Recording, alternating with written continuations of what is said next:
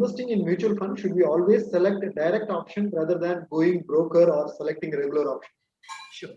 This is a very interesting debate which is there. See, it is a very classical thing. Should I do it on my own or should I have an advisor? Nothing in life is free. Today, when I am managing a mutual fund, you can also say, why should I come through a mutual fund or should I buy a direct stocks? Because even a mutual fund charges some amount of expense ratio. Should I have an advisor? Because technically, if you come direct, the expense ratio further comes down.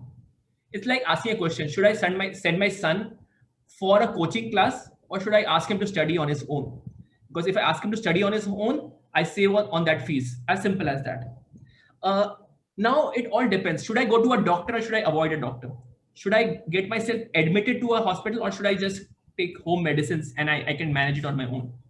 See, it's generally said that in investments, if there are 100% people, 10% of the people don't need advice because they are smart, they're intelligent, they know the rules of the game and they're experienced. So they don't require an advisor. The 10% of the people.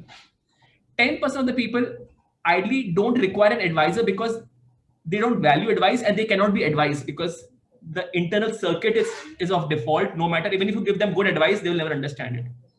But 80% of the people in between, they all require good advice. And if somebody gives good advice to them, they are able to achieve their goals.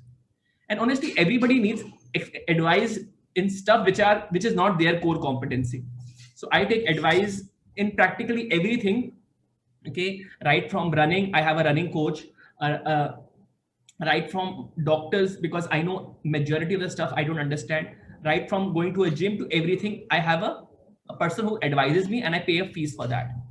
So ideally, if you see that if you have an advisor who's smart, who's intelligent, who's adding a lot of value in your life, who's helping you achieve your financial goals, I would say go with the regular plan.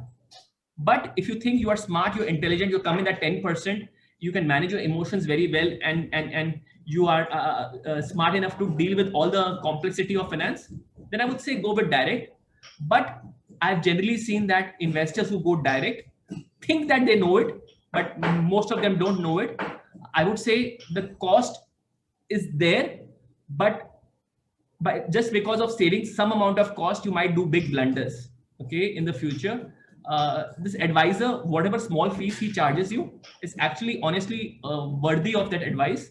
Okay, so I would say mostly go with an advisor, but it's still your call.